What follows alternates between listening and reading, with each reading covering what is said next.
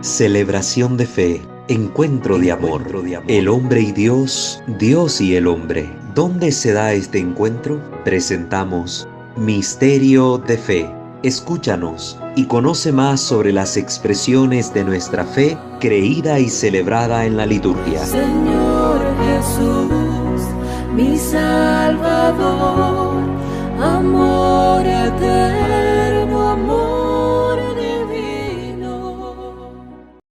Queridos hermanos, sean bienvenidos una vez más a este canal de formación en materia litúrgica, Misterio de Fe, que por la gracia de nuestro Dios llega a ustedes cada semana trayendo contenido nuevo para continuar nuestro proceso de formación y de crecimiento en el conocimiento de las cuestiones litúrgicas, de la manera en cómo nosotros los cristianos celebramos nuestra fe. Les invitamos a suscribirse a este canal y activar la campana de notificaciones si aún no lo han hecho. De igual manera pueden visitar nuestros otros dos canales en el ámbito de la formación espiritual católica, el canal Santo Debo Ser, y en el ámbito de la apologética pueden visitar nuestro canal doctrinal Creo Señor, yo creo. De igual manera ustedes pueden seguirnos en Facebook, donde compartimos distintos enlaces con información que les puede ser de utilidad para su fe.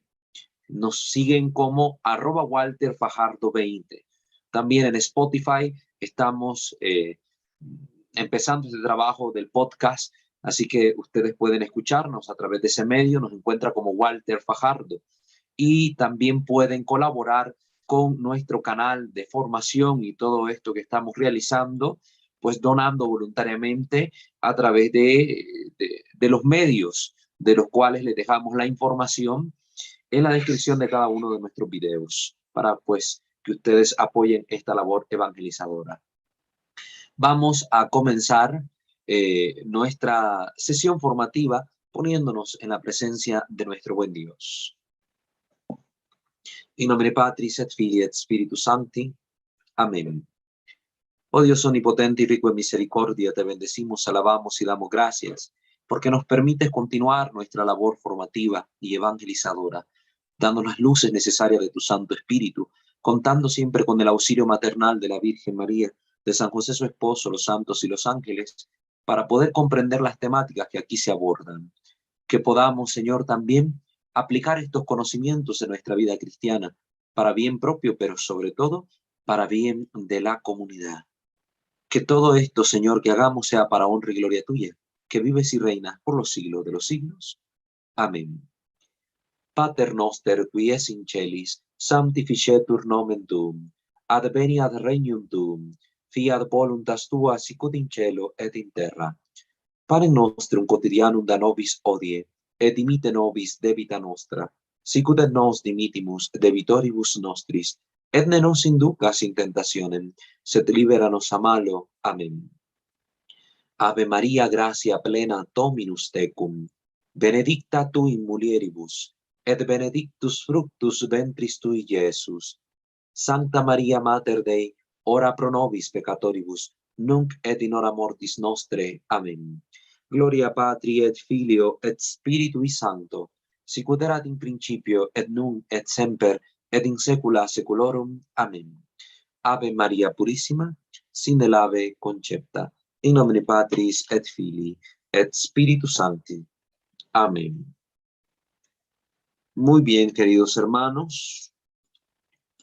Pues como ustedes saben, hemos terminado ya la sección formativa que corresponde a los lugares sagrados. Ahí dedicamos bastante tiempo, por la gracia de Dios, dedicamos bastante tiempo a lo que era ver los distintos tipos de templos, a los elementos que conforman estos espacios sagrados, a estudiar las distintas partes de estos elementos y pues a profundizar estos contenidos. Aprendimos muchísimas cosas que no conocíamos porque no se nos transmite la formación catequética litúrgica en nuestras parroquias. Lamentablemente, esto poco se hace. Hoy en día se da por sobreentendido que ya todo el mundo sabe el origen de estas cosas, el porqué de todo esto. cuando no es así. Ni siquiera en las catequesis se les enseña esto ni a los niños ni a los jóvenes. Y eso que ahora las catequesis en muchos lugares ya siguen un sistema escolarizado. Es decir, que no es como antes, que uno iba 2, 3 meses a unas charlitas y ya recibías el sacramento, ¿no? Ahora se pide que pases distintas etapas, distintos años de formación para supuestamente profundizar más en la doctrina de nuestra fe. Sin embargo, la realidad de los frutos que se ven de esto, yo diría que no es muy buena por el momento. Es la evaluación que yo puedo hacer, porque cuando me encuentro con estos jóvenes, con estos niños que ya llevan 2, 3 años de este caminar, supuestamente, y les hago preguntas no solo de liturgia, hablo en general de doctrina, de espiritualidad, no saben nada. No saben nada. Y los papás de estos niños, peor el caso. Y quienes van a servir de padrinos, ya ni digamos, que con tal de que ocupen el lugar y nos sirvan para rellenar el requisito, ahí están. Pero muchas veces, pues no conocen la fe. Pero bueno, espero no estar ofendiendo a nadie, no trato de generalizar, pero es la realidad que he observado en mi experiencia personal en todos los ámbitos donde he andado. Sí, algo bien generalizado. Pero bueno, vamos ahora a inaugurar una nueva sección formativa donde vamos a comenzar a hablar sobre los objetos, los utensilios, las vestimentas sagradas, ¿verdad? Todo este conjunto de elementos que son utilizados para la celebración de los sacramentos y de manera especial para el sacramento de la Eucaristía. Que sabemos que este sacramento es la cumbre y fuente de la vida cristiana. Entonces, vamos a comenzar con una introducción general que quiere tomar como documento base un desarrollo del contenido sobre los objetos litúrgicos y la vestidura que se encuentra en la página merkabah.org. Esta página es muy buena, siempre se las recomiendo.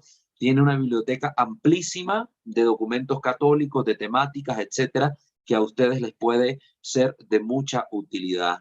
De hecho, yo tengo una versión de escritorio que instalé sin necesidad de internet, la puedo ocupar y siempre tengo a la mano todos estos documentos. Entonces, se las recomiendo. Vamos a comenzar entonces con esta introducción.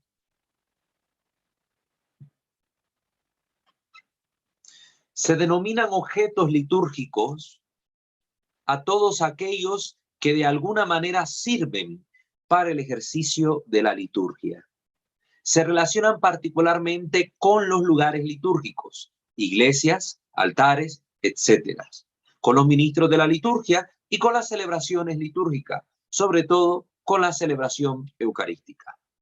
En razón de esto, es por lo cual hemos visto en primer lugar qué es la liturgia, hemos visto qué son los ritos, las rúbricas, hemos visto las posturas y los gestos, es decir, mi participación en la liturgia, hemos visto los lugares sagrados y ahora estamos aterrizando cada vez más el contenido ya en esta materia más específica. Yo no podía empezar hablando de incensarios, cálices, copones, casullas, si primero no sé qué es el templo, no sé dónde se ocupan estos elementos, en qué partes, etcétera. Todo esto es importante saberlo en orden. Por eso el desarrollo de estos contenidos es sistemático. Y si usted hasta hoy está empezando a ver estos videos, pues les recomendamos que en la medida de las posibilidades vayan a ver desde el primer video cada uno de los contenidos que hemos ido compartiendo para que se pongan al día y puedan comprender mejor todo lo que vamos a ir hablando llegados a este punto.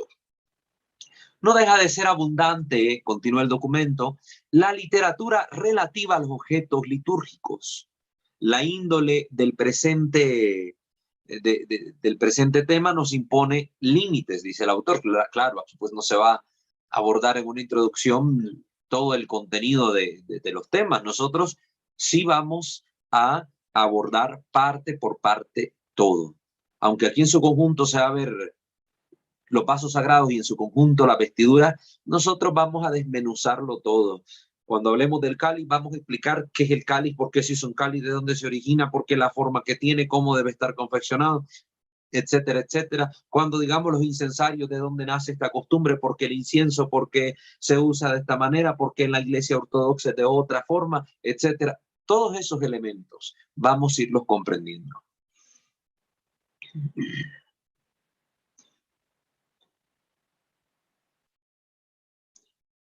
Empecemos a hablar de los objetos litúrgicos en general. Después de una aproximación valorativa de carácter cultural al tema, presentaremos una breve síntesis histórica sobre los objetos litúrgicos y expondremos la situación actual a este respecto. Es lo que va a hacer el autor. El carácter cultural, ¿no?, en las distintas culturas, dónde están estos objetos, qué sentido tenían, una síntesis histórica de estos objetos litúrgicos y luego la situación actual, ¿verdad?, en el hoy de la historia de la Iglesia, qué función tienen. Miremos la valoración cultural religiosa de estos objetos. Más o menos en casi todas las culturas, la historia de los objetos utilizados en las celebraciones religiosas presenta dos estadios fundamentales. Dos estadios fundamentales. Se usan primeramente objetos que no se diferencian de los utilizados en las circunstancias ordinarias de la vida. Entonces, en los cultos de todas las religiones, ¿verdad?, las paganas, la judía, la cristiana, una primera característica de estos objetos es que muchos de ellos no se diferencian de aquellos que utilizamos cotidianamente en nuestros hogares o para nuestras necesidades, etcétera. Van a tener una connotación particular. Eso es comprensible porque del ámbito profano se estarán utilizando en el ámbito sacro. Entonces va a haber una connotación de sacralidad con estos elementos, aunque sus formas sean muy similares. No es lo mismo una jarra con agua que me sirva en misa para el lavatorio de las manos, que tal vez una jarra que yo tengo en mi casa que utilizo para servirme el agua de sabor o las aguas frescas, etcétera. Hay diferencias esenciales que vamos a estudiar. La única exigencia a la que deben responder aquellos es la practicidad, funcionalidad. Es decir, estos objetos de la vida cotidiana que se van a utilizar en el ámbito sagrado para el culto, pues van a cumplir una primera función de practicidad y funcionalidad.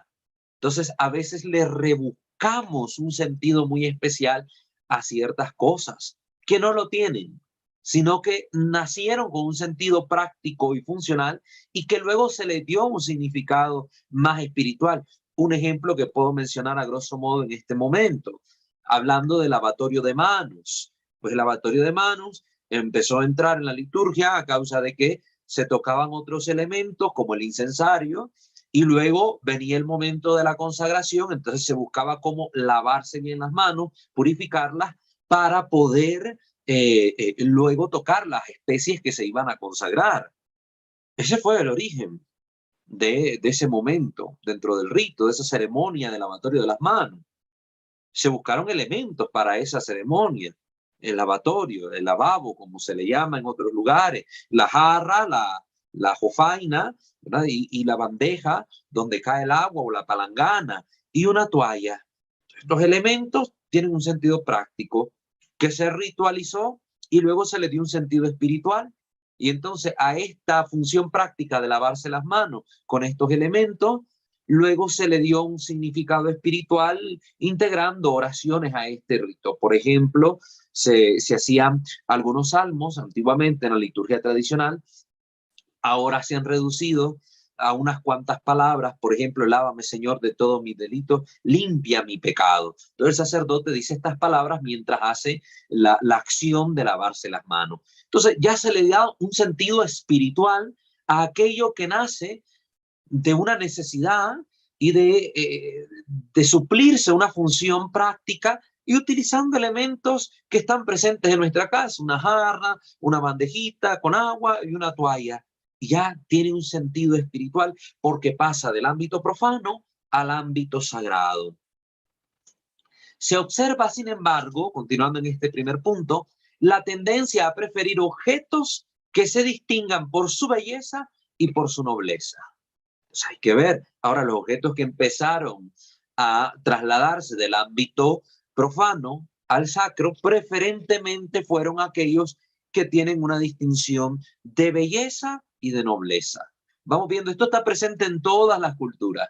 Siempre hay este sentido muy claro en las personas de fe y en los practicantes de esa fe y los encargados religiosos de aquel culto, que estos vasos sean bellos y nobles, que haya dignidad, que haya belleza, porque están puestos en relación con el ser divino del cual procede o es fuente de la belleza, y que por tanto estos vasos deben corresponder en dignidad a la majestad divina.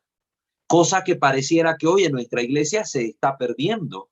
Este sentido de lo bello y lo noble está, diría yo, está siendo atropellado en aras de un sentido pragmático de las cosas. Entonces, si en aquellos cultos, pongámosle, se prefirió utilizar los cálices, las copas, que eran parte de las mesas y de los banquetes profanos, normales de una casa, se trasladan para las oblaciones y las libaciones al ámbito de lo sacro, y se prefieren aquellas copas que fueran de oro, de plata, las mejores. Pues ahora que esto también ha sucedido en la iglesia cristiana, en nuestra fe católica, pues ahora decimos, no, pues lo importante es con que tengamos donde echar el vino, tengamos donde poner la hostia, eso basta. Ya no se busca el oro como que fuera lujo, ya no se busca nada de piedras preciosas, ya no se busca nada, no, nada de eso, ni noble ni bello, sino práctico. Entonces, coloquemos las hostias que se van a consagrar ahí en cestos, en canastitas, envueltas en algún corporal, y ahí eso sirve. O en pequeños recipientes, panitas de plástico, bandejitas de plástico, de vidrio, ahí las ponemos y ya eso suple. Qué cáliz ni qué nada, una copa de tomar vino, ahí con eso celebramos, eso es lo importante.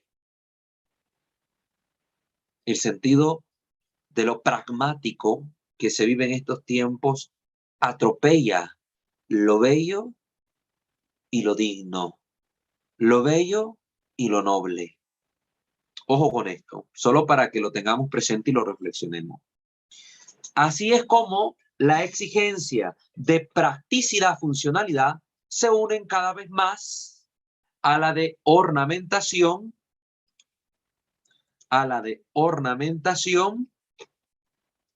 y del arte. Entonces vemos que este sería el segundo estadio fundamental. El primero, este sentido de practicidad, funcionalidad, que hace pasar objetos profanos al ámbito de lo sagrado.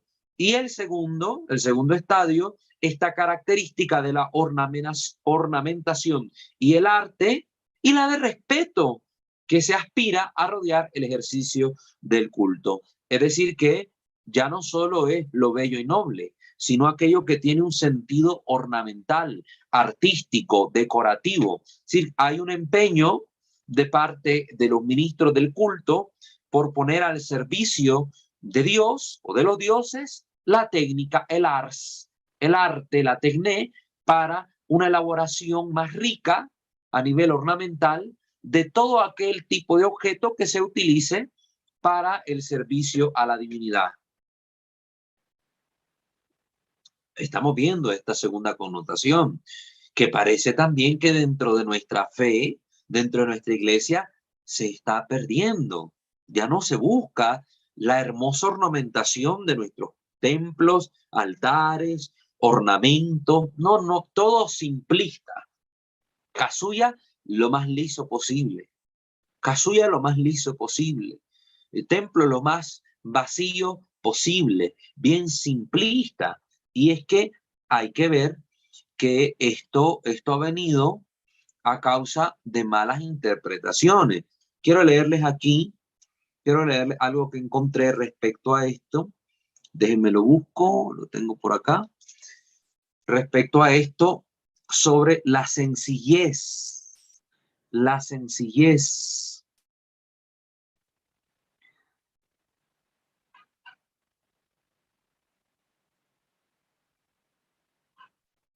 Van a ver qué interesante esto de la sencillez que hoy se habla, que hoy se dice, la noble sencillez. Vamos a ver, este artículo lo saqué de Cenit, cenit.org. En el fondo, dice, el cuidado atento de las iglesias y de la liturgia debe ser una expresión de amor por el Señor. Incluso en un lugar donde la iglesia no tenga grandes recursos materiales, no se puede descuidar este deber. No es una excusa decir, es que esta comunidad es pobre, esta iglesia es pobre, entonces vamos a tener la casa de Dios como un albergue abandonado, ahí o una bodega, y vamos a utilizarla solo en el sentido práctico, que hay un espacio donde los fieles se reúnan. Entonces no importa una mesa cualquiera, ahí donde estaban tomándose la cerveza, esa mesa ahí puede servir de altar. A ver, ahí esas sillas donde estaban recostados, ahí pónganlas y vamos a acomodarnos acá. Ya. No, no, no, no, no. Pobreza, recuerden, no es sinónimo de miseria, y mucho menos en el trato para con el Señor, porque todos los elementos y todo aquello que realizamos para con Dios debe tener por base, fuente y fundamento esencial el amor al Señor. Ya un papa importante del siglo XVIII, el Papa Benedicto XIV, que gobernó de 1740 al 1758, en su encíclica Annus Qui, del 19 de febrero de 1749, dedicada sobre todo a la música sacra, exhortó a su clero a que las iglesias estuviesen bien mantenidas y dotadas de todos los objetos sagrados necesarios para la digna celebración de la liturgia. Debemos subrayar que no hablamos de la suntuosidad y de la magnificencia de los sagrados templos, ni de la preciosidad de los sagrados adornos, sabiendo también nosotros que no se pueden tener en todas partes.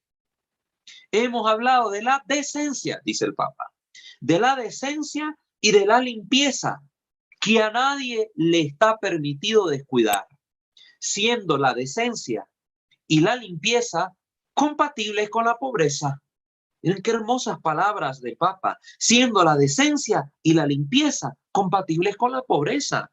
Hay gente que dice, no, es que como yo soy pobre, pues aquí ando todo arrastrado, todo sucio, todo roto, sin bañarme, mi casa cayéndoseme, todo un tiradero por aquí, un tiradero por allá. No, señor, usted no es pobre, usted es desasiado, usted es un perezoso, usted es un haragán, usted es un descuidado.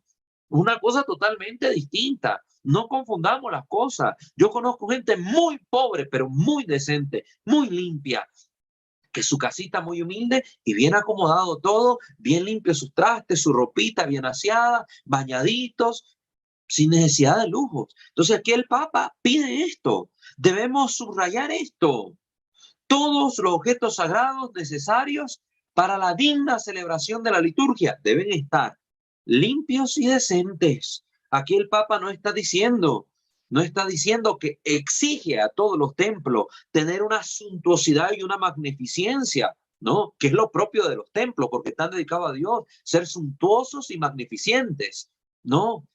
Aquí está diciendo, como no en todas partes se puede esta magnificencia propia de los templos, de estos sagrados adornos preciosos, pues ahí donde no se pueda, por lo menos que, aunque esté reinando la pobreza, primen por amor a Dios y la dignidad del Señor, la limpieza y la decencia.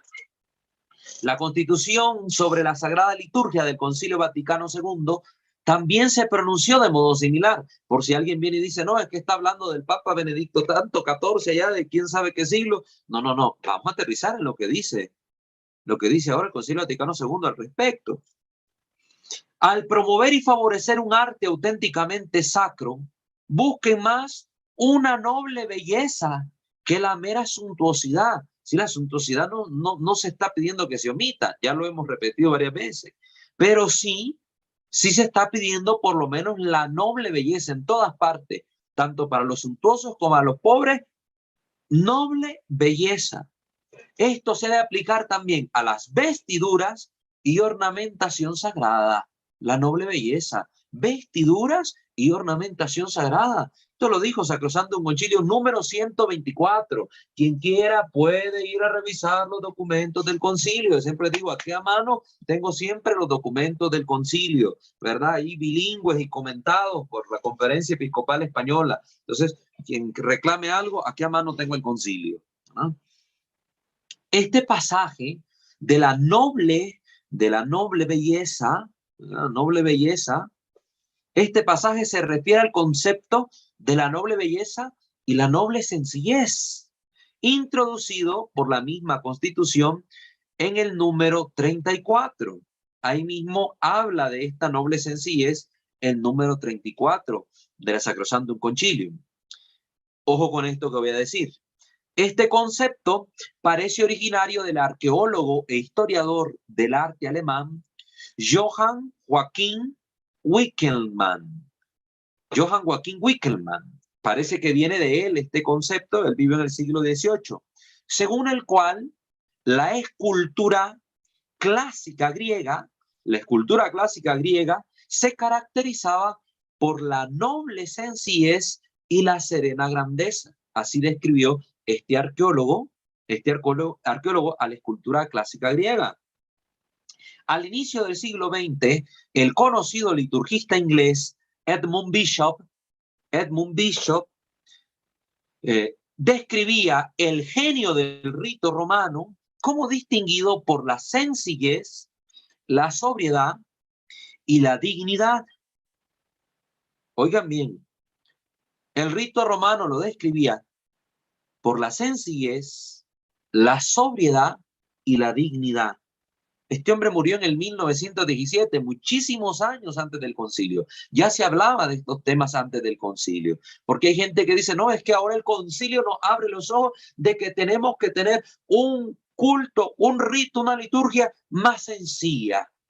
No, esta palabra de noble sencillez se tomó de estas personas, de este liturgista, de lo que decía. Hay que ver con qué sentido lo dijo, no con el sentido que se malinterpreta el Concilio Vaticano II, que estos son los problemas que tenemos hoy en la Iglesia, la mala interpretación y aplicación de los documentos, de los textos del Concilio Vaticano II, con un mal llamado espíritu del Concilio Vaticano II. Ojo con eso.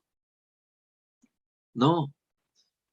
A esta descripción no le falta mérito, pero hay que estar atentos a su interpretación. El rito romano es sencillo frente a otros ritos históricos, como por ejemplo los orientales, que se distinguen por su gran complejidad y suntuosidad. No sé ustedes, pero cuando hablamos de los ritos, ¿verdad? Y si se han tomado la tarea de investigarlo más a profundidad, buscando ustedes videos en YouTube o visitando iglesias, si tienen la oportunidad, que pertenezcan a los ritos orientales o incluso de las iglesias ortodoxas, van a ver que la divina liturgia es sumamente solemne y está revestida de una majestuosidad imponente, que impone literalmente, que impone desde la belleza, que impone desde la sacralidad, que impone desde un ámbito totalmente distinto al ámbito profano. Entonces se mira todos aquellos trajes coloridos, bordados con hilo de oro, aquellos iconostacios con fondos dorados, etcétera, maravilloso. Entonces, ante estos otros ritos orientales, ante estos otros ritos históricos, pues el rito romano, en comparación con ellos, por muy solemne que pueda ser, pues se mira más sencillo, más sencillo. Entonces, en este sentido es que está describiendo este liturgista inglés Edmund Bishop, que el genio del rito romano está distinguido por la sencillez, la sobriedad y la dignidad. No se debe confundir con una mentalidad de pobreza litúrgica. No, no se trata con esa malentendida pobreza litúrgica. Ay, es que San Francisco era pobre. ¿Qué digo San Francisco? San Francisco el pobrísimo entre los pobres. La pobreza termina al pie del altar. Así dijo San Francisco. La pobreza termina en las gradas del altar. Porque recordemos que tenían las 3 gradas para subir al altar. Incluso los monjes, los frailes, perdón, más tradicionales de estas ramas nuevas que han surgido, pero que se tratan de apegar más a la práctica tradicional de vida, según la regla de San Francisco, tienen claro esto. Y aún en su extrema pobreza, sus liturgias son dignísimas, solemnes y sencillas. Y pueden ver sacerdotes que son franciscanos de este tipo de corrientes, descalzos, con su tonsura, con su hábito humildísimo, pero revestidos en misa con aquella dignidad que se merece el sagrado sacrificio, con aquellas albas pulcrísimas, blanquísimas, bellas, todas bordadas, con aquellas casullas preciosísimas, poniendo en práctica esto, diferenciando bien que no es lo mismo noble sencillez que una malentendida pobreza litúrgica. No es lo mismo. Lo mismo podemos decir de la praxis del santo cura de Ars. Muy pobre y todo, con su sotana raída, y sin embargo, la liturgia, aquello era solemnísimo y digno. Entonces, la noble sencillez del rito romano no se debe confundir con una malentendida pobreza litúrgica y un intelectualismo que pueden llevar a arruinar la solemnidad, que es el fundamento, del culto divino. Y se pide aquí confrontar esta información, esto que hemos hablado, con la contribución esencial de Santo Tomás de Aquino en la Suma Teológica, en la tercera parte, en la cuestión 64, artículo 2, la cuestión 66, artículo 10, la cuestión 83, artículo 4. Entonces, está muy interesante, me ha gustado muchísimo lo que dice este artículo, que se titula La noble sencillez de las vestimentas litúrgicas, en la columna de Teología Litúrgica, dirigida por Mauro Gagliardi. Ahí está, les voy a dejar también en la descripción, como siempre hago, revisen las descripciones de los videos, todos estos enlaces, todas estas ligas, yo se las dejo siempre ahí para que ustedes puedan revisar los artículos completos. Entonces, regresando a nuestro tema de introducción, hemos hecho notar estas dos características de los objetos utilizados en el ámbito religioso por las distintas culturas. La practicidad y funcionalidad, y la segunda, que es la del arte, la ornamentación y el respeto de que se aspira a rodear el ejercicio del culto. Y pues, tomando esto como pie, hicimos esta observación respecto a nuestra situación actual en la liturgia. Queda de esta manera allanado el camino para un sucesivo desarrollo que tendrá como objetivo la diversidad de objetos utilizados en el culto y por consiguiente su fijación. Entonces, cuando empezaron a tener estos sentidos de necesidad de objetos que suplieran algunas funciones y que fueran bellos, etcétera, se diversificaron estos objetos, empezaron a crecer. Bueno, necesitamos un objeto para esta función, otro para esta situación, otro para esta ceremonia, etcétera. Y luego, cuando estos empezaron a entrar en el ámbito sacro, bueno, de tanto usarse se fueron fijando. Bueno, siempre que vayamos a hacer un lavatorio necesitamos esto. Siempre que vayamos a hacer, no sé, una libación necesitamos una copa. Siempre que vayamos a hacer una quema de inciensos o de enzimas aromáticas necesitamos un incensario. Y entonces empezaron a fijarse los objetos que se iban a ocupar en el culto. Simultáneamente viene a consolidarse una nueva exigencia de carácter psicosociológico, es decir, que esté en la mentalidad de los individuos que conforman aquella sociedad, aquella cultura en la que esos ritos se están realizando. Que se concreta, ¿verdad? Este carácter psicosociológico se concreta en el reconocimiento de la necesidad o utilidad de algunos signos externos fácilmente reconocibles, ligados al desempeño de determinados servicios comunitarios. ¿Sí? La misma sociedad demanda poder reconocer a los ministros del culto, reconocer las funciones que se realizan dentro del culto y los objetos específicos de este culto.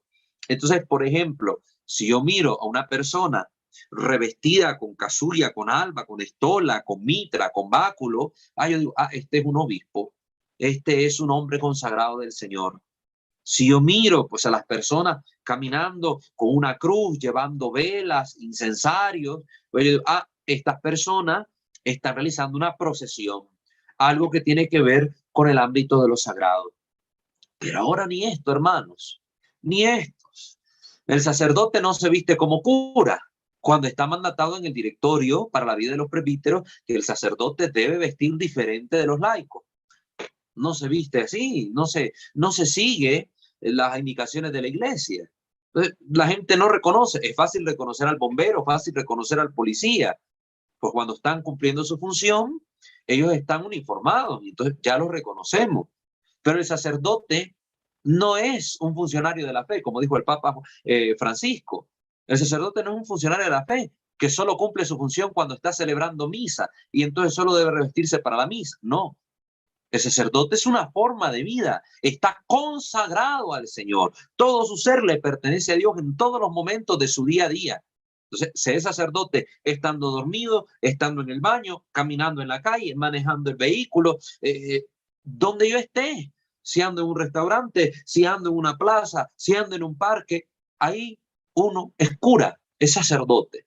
Pero bueno, esto, que es una demanda natural de la sociedad, ¿verdad? El carácter psicosociológico de un pueblo, pues hoy también parece que no se cumple dentro de nuestra iglesia. Lamentable, pero eso está pasando. En algunas culturas más abiertas y desarrolladas, se descubre todavía un tercer estadio de evolución, además de los otros dos mencionados.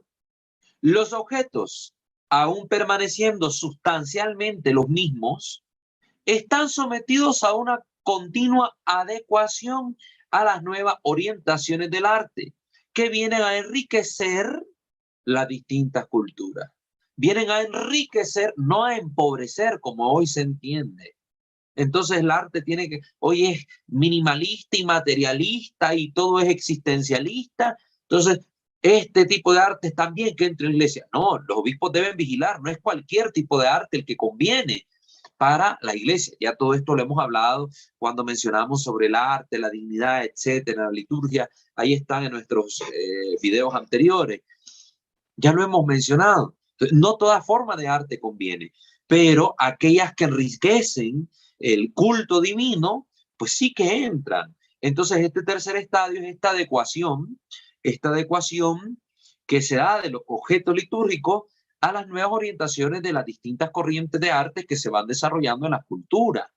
Entonces, por ejemplo, el arte barroco vino a enriquecer la manera en cómo nosotros entendíamos la belleza y la divinidad, y esto se manifestaba en las estructuras de los templos, en los retablos, en los ornamentos, en los vasos sagrados que estaban cargados de decoración, no porque se quisiera ser excesivamente lujosos, sino porque a través de ello uno quería hacer notar al fiel que al contemplar estos objetos bellos, hermosos, cargados de hermosura, pues todo esto debe transportarnos al ámbito de lo sacro, nos debe elevar hacia Dios, debe llevarnos a entender que hay una belleza que trasciende a la belleza material y es la belleza por antonomasia, Dios, la belleza que viene de Dios.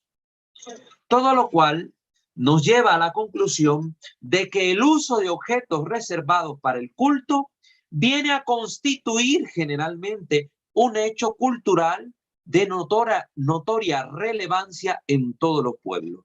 Repito esta idea, el uso de objetos reservados para el culto viene a constituir generalmente un hecho cultural de notoria relevancia en todos los pueblos.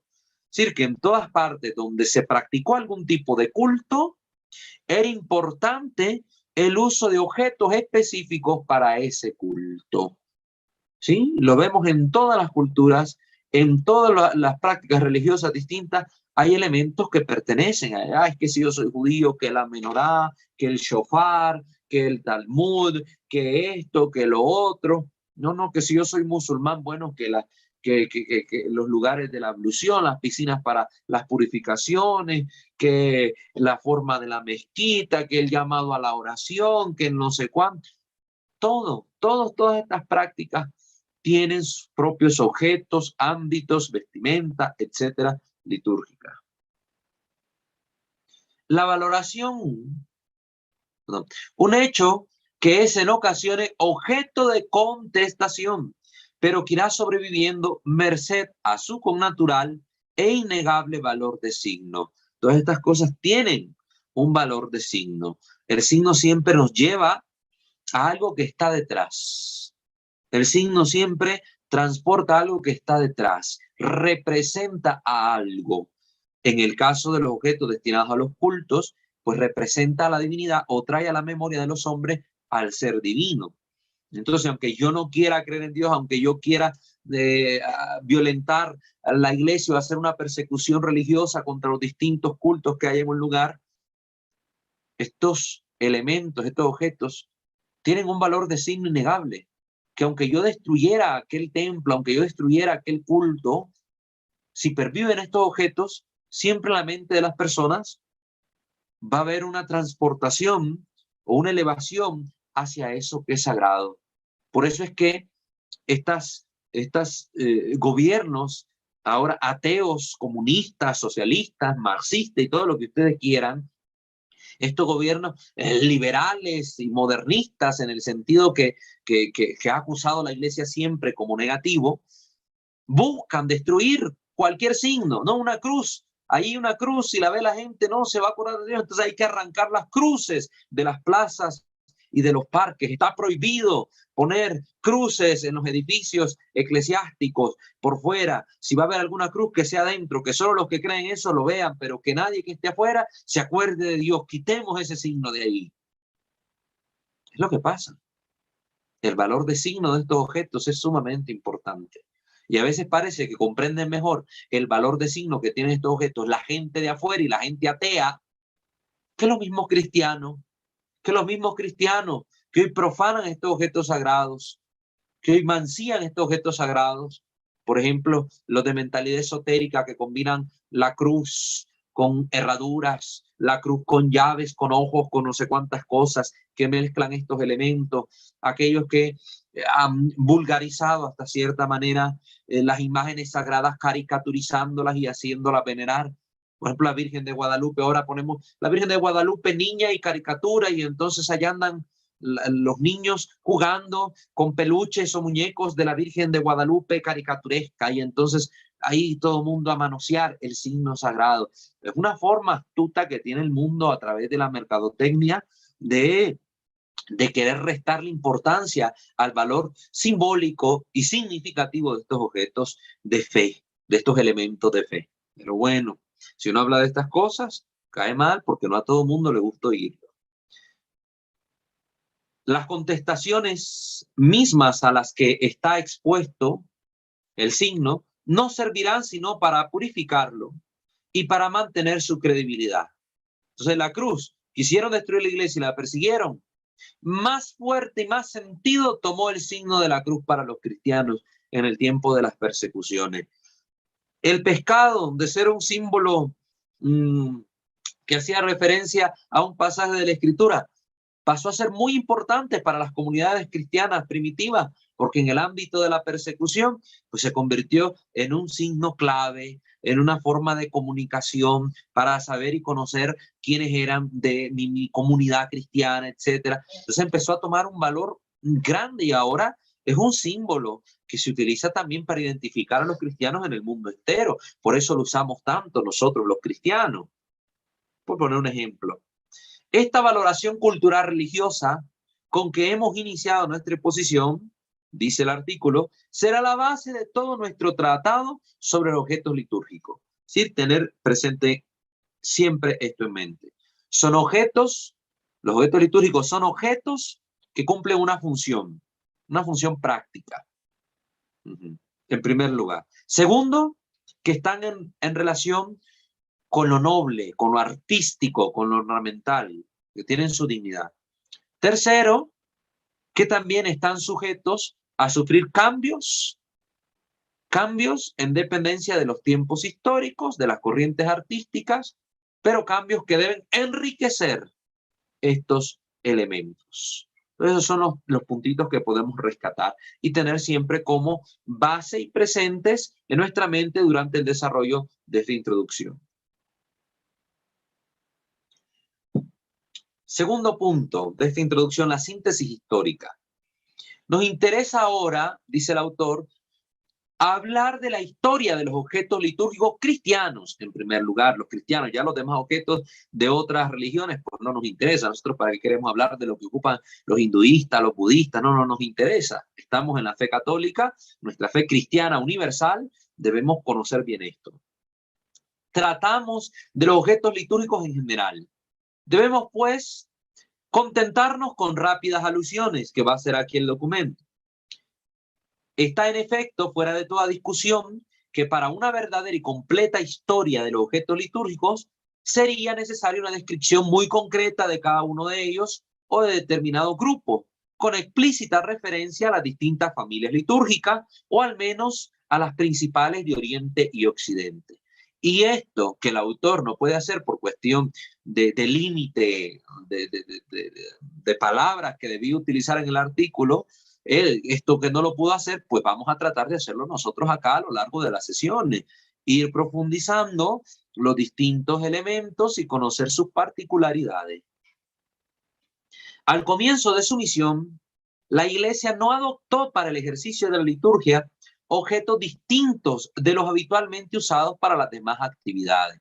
Bueno, el Señor fue una mesa, fue una copa, fueron algunos alimentos, lo que utilizó para instituir la Eucaristía. Bueno, nosotros también. Y en las Domus Ecclesiae, en las casas de las asambleas, en las casas de la comunidad donde se reunía la iglesia a la fracción del pan dominical, pues ahí se utilizaba la mesa que se tenía en el hogar, se utilizaban las copas que se tenían en el hogar, etcétera.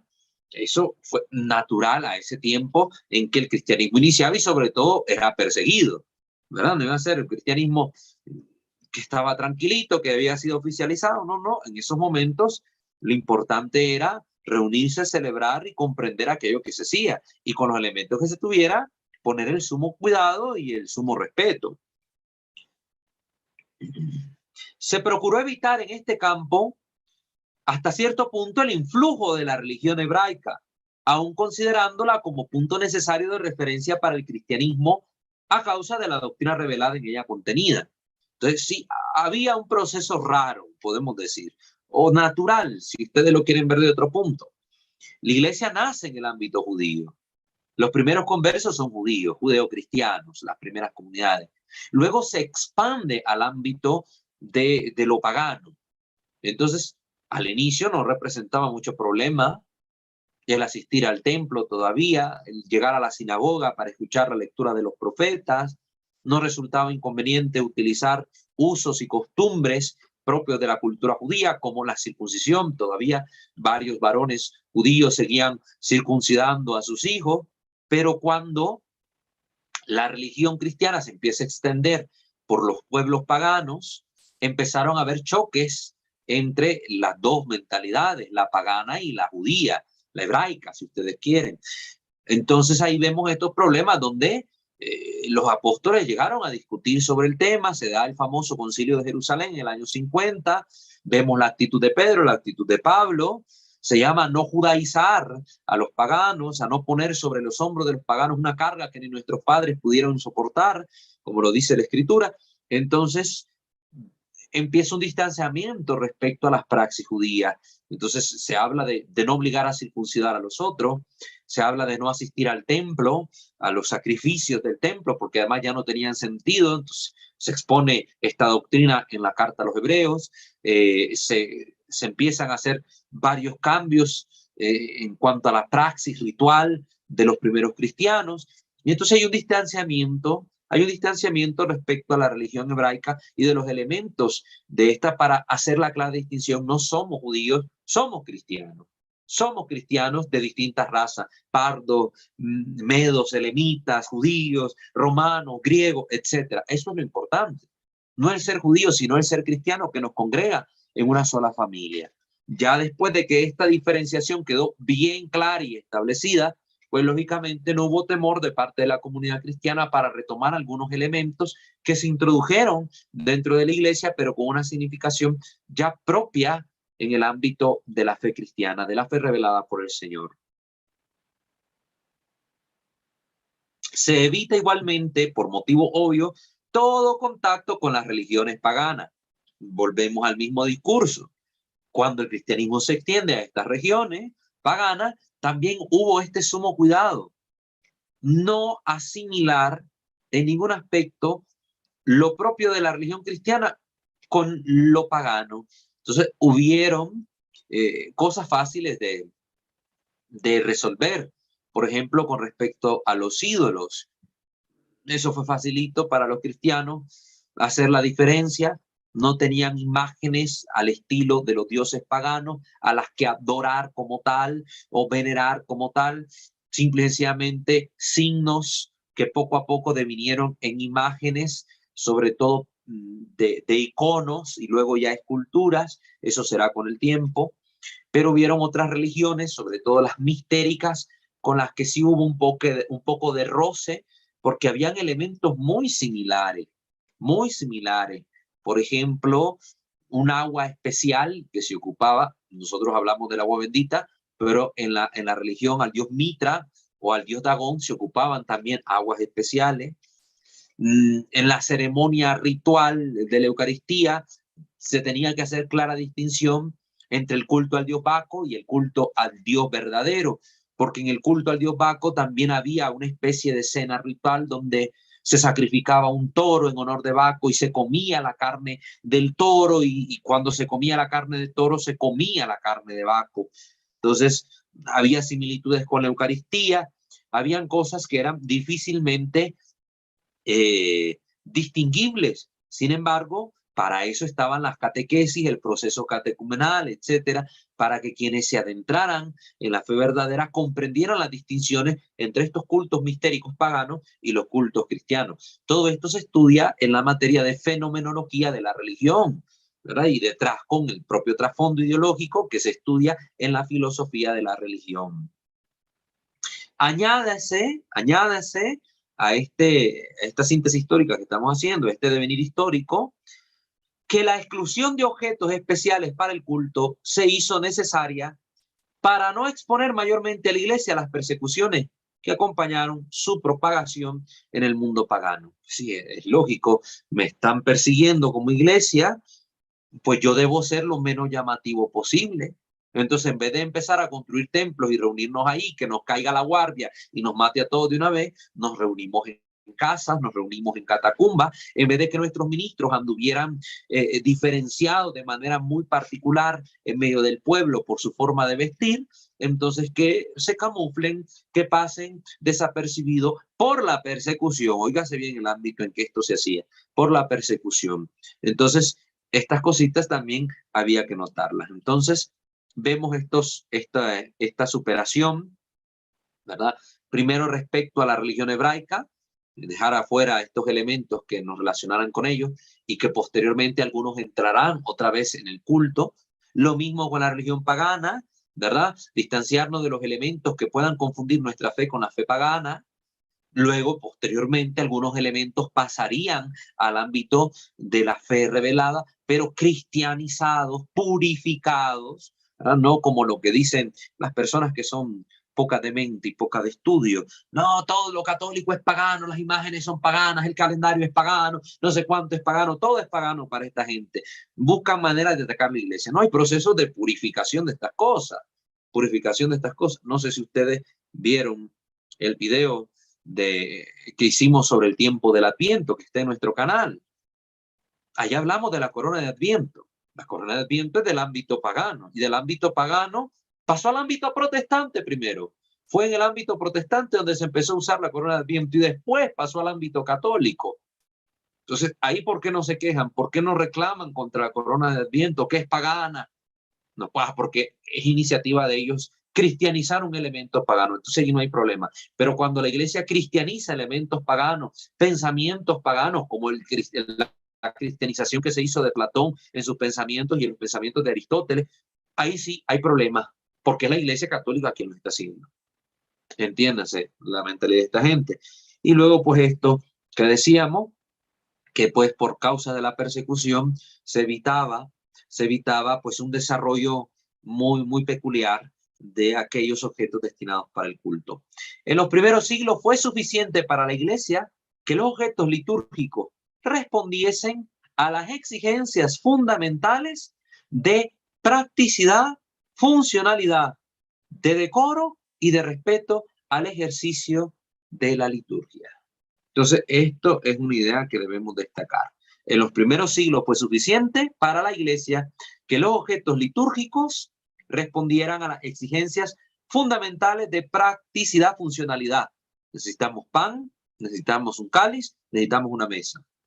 De decoro y de respeto al ejercicio de la liturgia. Bueno, no vamos a ocupar cualquier copa, esta la vamos a apartar y la vamos a destinar únicamente para la fracción del pan. No vamos a ocupar cualquier mesa, esta es la mesa que está en la casa, sí, pero esta la vamos a apartar para solo los encuentros que tengamos cada semana para la celebración de la Eucaristía. Entonces, esta mentalidad estaba en los cristianos, el decoro, el respeto al ejercicio de la liturgia, aunque estuviésemos en tiempo de persecución. Imagínense. Y hoy no estamos en tiempo de persecución, pero bajo el pretexto de necesidades pastorales, bajo ese pretexto han sido decapitados todos estos supuestos que decimos acá. Porque, es que por necesidad pastoral yo tengo que ir al campo a celebrar. Entonces, como voy al campo, no me voy a llevar una casulla elegante, voy a llevar la más viejita, la más simple. No me voy a llevar el cáliz de oro, me voy a llevar el cáliz de madera. No me voy a llevar el mejor corporal, el más viejito me voy a llevar. ¿No? Discúlpeme, querido hermano sacerdote, ¿que acaso el santo sacrificio de la misa que celebra el romano pontífice en la gran basílica de San Pedro en Roma no es el mismo santo sacrificio de la misa que celebra el más humilde cura en el último rincón de la tierra donde esté metido? No es el mismo Cristo el que se hace presente en el pan y en el vino, ya sea en la mayor catedral que tenga una nación o santuario o basílica, que el que se hace presente en las especies del pan y el vino en la más humilde ermita donde se celebre la misa. No merece el mismo respeto, dignidad, amor y decoro la celebración del mismísimo santo sacrificio del Señor, tanto en la basílica romana como en esa ermita, esa capilla. No tiene derecho el fiel, no tienen derecho los fieles de contemplar la magnificencia, la belleza, el decoro y la dignidad de su sagrada liturgia, ya sea allá en Roma, que igualmente si se celebrase la misa en su lugar humilde, en su comunidad, en su pueblito. Entonces preguntémonos qué mentalidad es la que está detrás de esas supuestas razones pastorales. Yo diría más bien que detrás yace una mentalidad de pobreza, empobrecimiento litúrgico, que ya hablábamos en contra de eso, una mentalidad de pereza también, una mentalidad de falta de respeto incluso para con la gente. Es que si yo le voy a celebrar a los ricos, tengo que ir dignísimo, bien vestido y todo, que me miren de su clase, de su porte. Pero si le voy a celebrar a los campesinos de allá, del campo, pues ahí, ahí voy, me pongo la estola encima de la ropa que ande y le celebro con un calicito de madera y ahí, como sea, en botellitas plásticas, el vino, el agua. Esto es algo que tenemos que ver y hacer un mea culpa al respecto. Muy bien, por cuestión tiempo, voy a dejar ahí pues el tema de hoy, esta primera parte de la introducción. Va a ser una introducción un poco extendida, como ha pasado en algunas otras ocasiones, pero que vale la pena analizarla y que nos sirva de sustrato adecuado para todo el desarrollo posterior del contenido que vamos a realizar. Si no hay una buena comprensión en la introducción de estas cosas que estamos hablando, pues lógicamente todos los demás contenidos se me van a hacer difíciles de entender. Así que yo les pido mucho ojo. Si algo no les quedó claro, repitan el video, vuélvanlo a ver, analícenlo, profundícenlo. Y pues para pues las personas que tengan dudas, recuerden que pueden ustedes siempre preguntarnos. Les invitamos a suscribirse a este canal, Misterio de Fe, y activar la campana de notificaciones. Igualmente a nuestros otros dos canales, Santo Debo Ser, en el ámbito de la espiritualidad católica, y Creo Señor, Yo Creo, en el ámbito de la doctrina católica. Puedes seguirnos en Facebook, @WalterFajardo20, escucharnos en Spotify, Walter Fajardo, y también pues colaborar colaborar con esta comunidad formativa y evangelizadora y seguirnos por nuestras otras redes. Toda la información la encuentran siempre en la descripción de cada video. Muy bien. Ahora las personas que tengan alguna duda o que quieran comentar algo sobre lo que hemos escuchado, pueden participar. Quienes nos miran en vivo a través de YouTube, en la caja de comentarios pueden escribir su interrogante, sus saludos, etcétera. Y quienes están conectados vía Zoom pueden participar encendiendo sus micrófonos. Hermano Osvaldo, por favor, les permitimos a los hermanos encender su micrófono.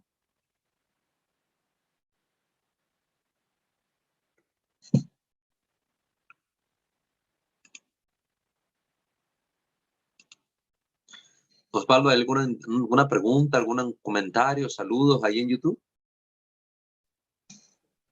Sí, en YouTube tiene un saludo de Andrea Garro, manda bendiciones desde Costa Rica y hace 3 comentarios. Primero, la hermosura y delicadeza agrada lo sacro que inspira la unión de lo humano y lo divino. Yo siempre digo, no es lo mismo entrar a una iglesia que a un mercado. Amo entrar a iglesias sencillas. Después dice que la limpieza y los altares son inspiración y mensaje del amor a Dios y se recibe esa paz y amor, la pulcritud. Y por último, los templos y las vestiduras dignas, seguir el amor de Salomón y el pueblo del templo con lo mejor que podía. Exactamente, hermana Andrea Garro, pues le mandamos también saludos hasta Costa Rica, que Dios me la bendiga y me la colme siempre de su amor y de su gracia. Y completamente de acuerdo con los comentarios que usted realiza. Todo esto, como decíamos al principio, son reflejos del amor a Dios. La limpieza, el decoro, la pulcritud y el embellecimiento mismo de los templos. No lo hacemos por lujo, para decir, ay, la iglesia católica es rica. Lo hacemos porque comprendemos que esos templos son ámbitos consagrados a Dios, le pertenecen a Él.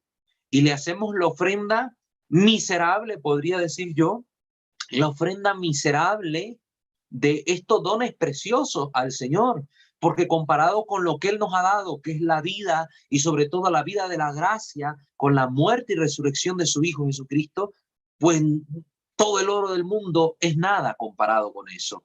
Entonces, esta ofrenda que le hacemos a Dios trata de reflejar de alguna manera este amor que tenemos. Porque si le podemos ofrecer oro a los reyes o pagar grandes cantidades a personas por hacernos algún tipo de bien mediante un servicio que nos presten, con cuanta mayor razón no debemos ofrendar a Dios estas cosas maravillosas. Debemos hacerlo por amor a Él y lo hacemos mentalizados así.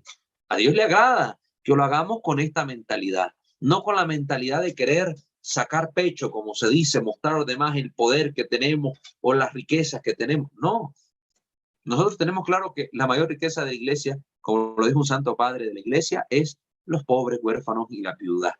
Es la mayor riqueza, donde vemos el rostro de Cristo. Pero le ofrecemos a Dios, además de esto, pues estos dones de la tierra que Él mismo nos da, pero que nosotros queremos también utilizarlos para embellecer los espacios donde nos encontramos con Él. Lo uno sin desatender lo otro. La iglesia no tiene problema en invertir, en construir hermosos templos, porque no descuida lo otro. Es la institución más benéfica a nivel mundial, que tiene más hospitales, más escuelas, más leprocomios, más orfanatos, más de todo lo que ustedes quieran, dispensarios médicos, para atender las necesidades de los pueblos. Una institución como Cáritas Internacional. Entonces, el que reclama y se queja de la iglesia es porque solo quiere ver una parte, pero no mira lo otro. Quiere atacar la iglesia porque esa es una columna de mármol y los pobres no cuidan a los pobres. Pero no mira las instituciones que la iglesia ha fundado en el África, en América Latina, en las regiones de mayor necesidad. Eso no lo ven porque no les conviene. De quien mira la verdad a media, mira lo que le conviene y lo que quiere él que le convenga. Nada más. Eso es lo que podemos decir al respecto. Muchas gracias, hermana Andrea. ¿Alguien más que quiera comentar o preguntar algo? Sí, No sé si padre. Sí, le escucho. Rosa Evelia de México. Hermana Rosebelia, qué gusto. Le escuchamos. Sí, padre. Hace unos años aquí en la parroquia llegó un padre. Yo vivo en Capilla. Y entonces él hacía el comentario a los de la parroquia que en la capilla donde yo estoy tenían un mejor copón y cáliz. Bueno, entonces él decía que no podía hacer esto, que tenía que buscarse mucha más dignidad en este sentido y hizo, digamos, una colecta para que la parroquia tuviera un copón y un cáliz de mucho más dignidad. La gente lo criticó muchísimo, padre. En ese sentido, fue visto como vanidoso, como si estuviera comparando lo que tenía un templo y el otro. Y realmente se veía así como una completa frialdad hacia lo que estaban hablando. Eh, el padre nos pedía que realmente hiciéramos una muy buena colecta porque pues eran cosas sagradas en donde iba a estar el cuerpo y sangre de nuestro Señor Jesucristo, pero a la gente no le hacía eco eso, más bien se iban por el sentido económico. Nuestro Señor puede estar hasta en el cáliz de madera, así como usted dice, ¿no?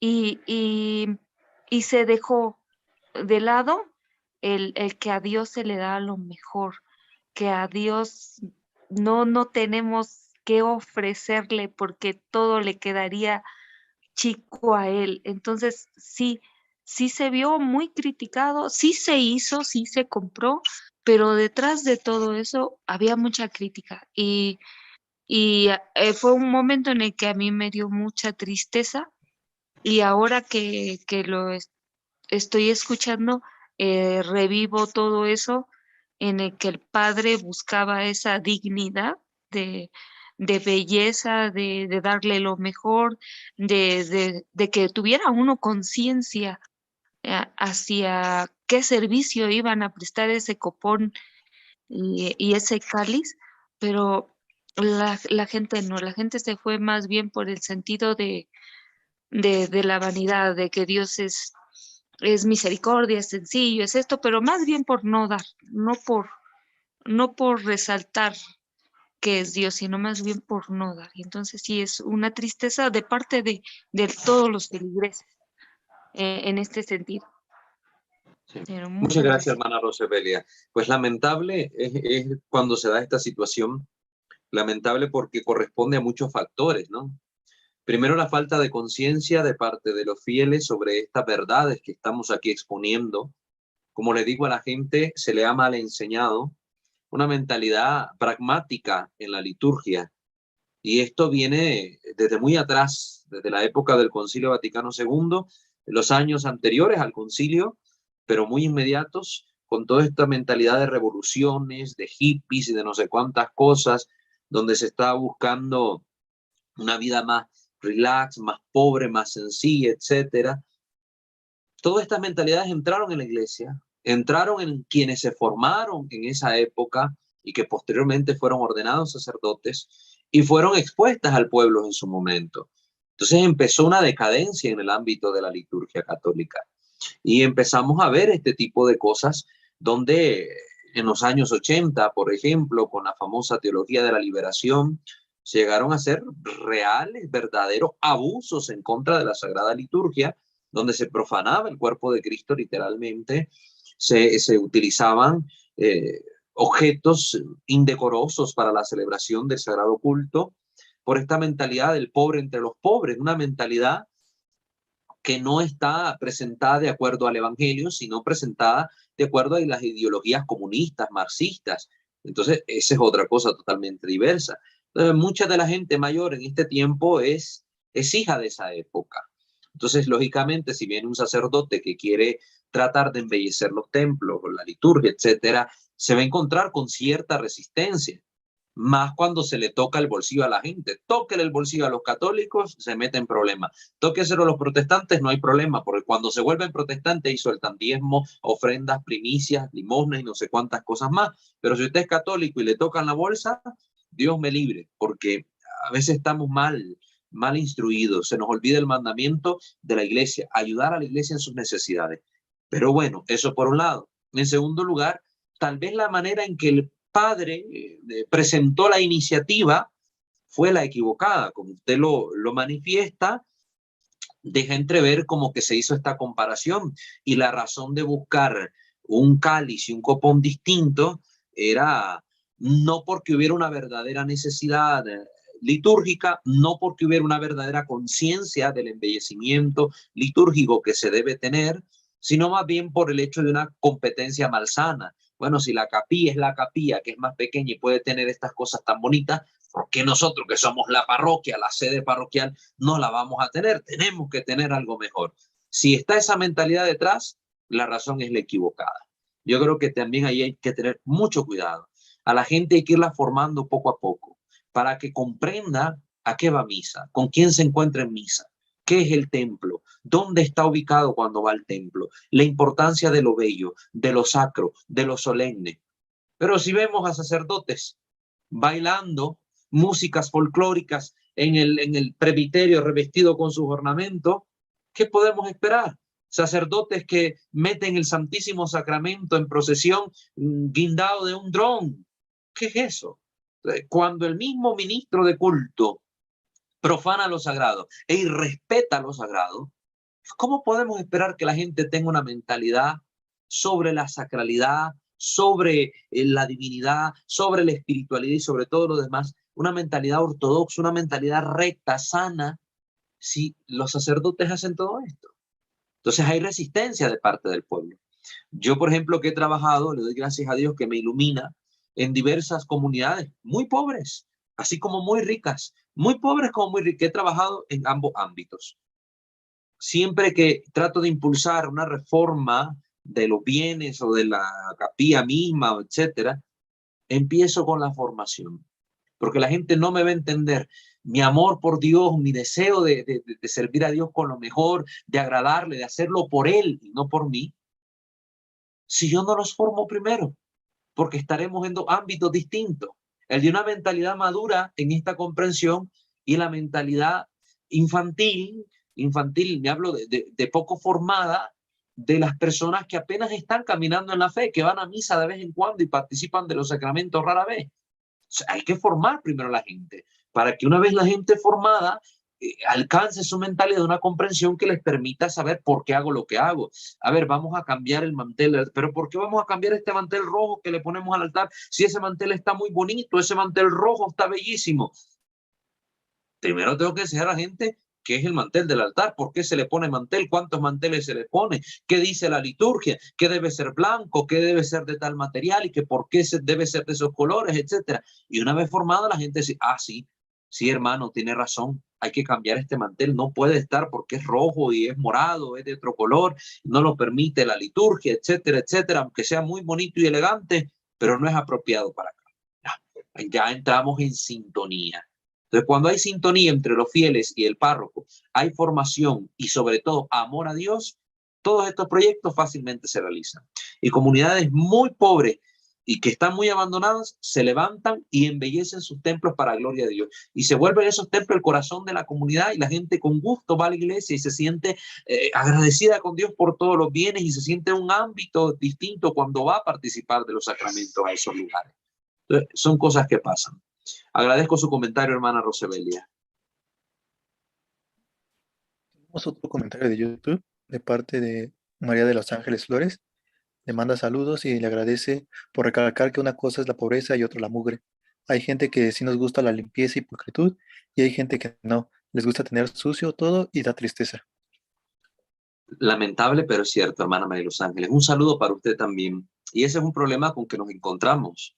Hoy la gente piensa que si usted quiere tener en orden el templo, limpiarlo, acomodarlo, embellecerlo, que usted es fariseo, que usted es clericalista, que usted quiere sobresalir por encima de los demás y mostrar que tiene un estatus o un nivel de una clase alta respecto a una clase baja. Choque de clases es propio de una cultura, de una ideología marxista. Nosotros no somos marxistas, somos cristianos. Somos cristianos y bien come el pobre junto con el rico sin ningún problema. En nuestra fe, bien vivida, lo entendemos claramente. En las ideologías no, siempre hay choque entre unos y otros estratos sociales, etcétera, y lo que ustedes quieran de condiciones económicas. Cuando usted quiere ser así, limpio, pulcro, ordenado, por amor a Dios, y sobre todo en el ámbito del templo, la gente lo va a criticar. Va a decir que usted es perfeccionista, que usted es fariseo, que usted es clericalista y se la da de no sé qué. Pero no es cierto, lo que nos mueve es el amor. Yo más bien le preguntaría a esta persona, ¿y por qué usted no limpia el templo? ¿Y por qué en vez de criticarme no me ayuda usted a arreglar el templo? ¿Qué le cuesta arreglar conmigo el templo? ¿Acaso no ama usted a Dios? ¿Acaso usted no quiere agradar a Dios también con su casa humilde que le hemos construido? Son cosas que nos tenemos que preguntar. Entonces, en vez de esta gente que nos critique porque queremos limpiar, porque queremos acomodar, porque queremos presentar la casa de Dios bellamente enriquecida o adornada, más bien nosotros tendríamos que cuestionar a estas personas y preguntarles por qué ellas no quieren embellecer el templo de Dios, por qué no quieren acomodar, por qué no quieren participar. Y ahí vamos a notar que hay problemas de formación, hay lagunas formativas, hay lagunas en la fe, hay lagunas en la praxis piadosa respecto al culto sagrado en medio de los fieles. Y podremos ayudarles conversando con ellos, porque no se trata de confrontarnos de manera de pleito y decir, bueno, yo soy el fariseo, pero que tú eres el publicano, el que nunca viene a misa, el que siempre critica, el que no sé cuánto, y nos ponemos en un dime que te diré. No, mejor es comenzar un diálogo amoroso y entender, tratar de comprender las razones del por qué la otra persona se expresa así o qué entiende la otra persona y que la otra persona pueda entenderme y comprenderme a mí también. Y en ese diálogo amoroso y sincero va a fructificar el amor a Dios y una solución verdadera para esa situación. Es lo que le puedo comentar, hermana María de los Ángeles. ¿Alguien más? Sí, yo Guadalupe Martínez, Hermana Guadalupe de México, le escuchamos. de Tlayeca, de aquí de San Bernardino de Tlayeca. Sí, no se preocupe, basta presentarse con el país, porque como esto es de ámbito internacional, aunque digamos nombre y país, suficiente. Le Sí. escuchamos. Bueno, yo realmente me quedé sorprendida porque ya tenía días que yo no iba a la capillita, porque yo tengo que asistir a misa aquí en la parroquia a las 11, pero ahora que regresé 2 ocasiones me quedé sorprendida. ¿Por qué? Porque no tanto la gente de aquí de la capillita, sino que realmente no nos permitían mover las cosas que estaban ahí como bodega, era bodega, todo sucio. Y yo realmente me quedé sorprendida porque desde que está usted, pues, no es que usted lo haga, sino que realmente está muy organizado. Y cositas así, detalles que realmente no nos permitía. De hecho, yo una ocasión lo comenté con el sacristán me dijo a mí mismo, él a mí mismo, que no, que así como estaban las cosas, que se quedara todo, que no moviéramos nada. Entonces yo digo, ellos que son, pues ahora sí que el sacerdote, con todo respeto, y el sacristán, ¿por qué no nos permitían eso? Yo por eso realmente dije, bueno, ya mejor dejo así. Y ahorita lo que usted nos explica para mí es algo clarísimo, ¿no? Y digo, bueno, realmente no estaba yo equivocada, sino que no me lo permitían. Y luego realmente, pues aquí la gente de por acá, muy sencilla, como usted lo acaba de decir, muy sencilla, no tienen agua, pero una cosa es la pobreza y otra cosa es lo sucio, ¿verdad? De alguna manera buscar manera. Y yo todo eso yo les comentaba también a mis compañeritas catequistas, a mi coordinadora, pero yo le dije, yo quiero seguir dando catecismo aquí en mi capillita, a mí me agarra cerquita, pero pues no me lo permitieron, por lo mismo que me comentaron que no hay comodidad. En primera, que no hay baños, está muy sucio, que nos íbamos a malpasar. Y yo pues la verdad digo, organizándose se pueden hacer las cosas, ¿no? Y ahorita pues yo lo confirmo que realmente pues yo lo que pensaba no, pues no era tan mal lo que yo pienso. Pero bueno, así está y no nos los permitieron. Yo sigo en la parroquia, pero a mí me gustaría dar aquí en la capillita. Sí, Por lo mismo, agradezco. perdón, por lo mismo que la gente no tiene aquí, pues para lo que es la señal para el internet y eso, por eso yo quería aquí de este lado. Agradezco su comentario, hermana, de verdad que sí. Vea, siempre, para la gente que tiene una mentalidad pesimista, en todo ve obstáculos. Para la gente que tiene esta mentalidad optimista, en todo ve una oportunidad de crecimiento, de cambio y un reto tanto personal como comunitario. Entonces depende mucho de eso. En segundo lugar, hay que tener en cuenta que a veces nos falta formación, aunque uno sea sacerdote, podrá ser obispo, y vemos que incluso los obispos cometen a veces graves herejías y que son la más alta jerarquía dentro de la iglesia.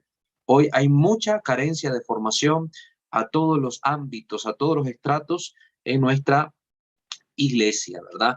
Hay especialización en diversas materias y es bueno que los que tengan alguna especialización, ya sea en materia litúrgica, bíblica, canónica, etcétera, puedan compartir sus conocimientos con otros para que no es que como yo soy el experto en esto, entonces solo a mí me consulten. No, como yo soy el experto, procuro que otros también puedan conocer estas cosas para que todos crezcamos en armonía y todos nos pongamos en sintonía o todos sepamos por dónde ir. Entonces hay que tener esa mentalidad. Y en tercer lugar, a veces perviven en nuestras iglesias, en nuestras instituciones, la actitud clericalista de esta manera negativa. Ese sí es clericalismo tal cual, donde el sacerdote impone su voluntad simple y sencillamente porque es el sacerdote. A veces no da razones, a veces no da argumentos, no presenta un porqué de las cosas, simple y sencillamente el capricho. Es que yo aquí mando, yo soy el que digo cómo deben ser las cosas y punto. Al mejor estilo de un cacique, de un emperador o de un gobernante totalitario. Esto todavía pervive en nuestras iglesias, en nuestras comunidades, desgraciadamente, y es una falta grave de caridad para con el pueblo santo de Dios. Es una falta grave, pero eso es una realidad que tenemos que combatir con nuestra oración, con nuestro testimonio, nuestra caridad, pero también con nuestra formación personal para poder comprender bien las cosas y poder también formar a los demás hermanos y que todos actuemos en común para bien de la iglesia. Muchas gracias, hermana Guadalupe, por su participación. Que el Señor la bendiga. Bueno, no sé si alguien más en YouTube quiere comentar algo o aquí en Zoom. Una última participación. En YouTube ya no hay comentarios. Ok, en YouTube ya no hay comentarios. Acá en Zoom, ¿alguien más quiere participar?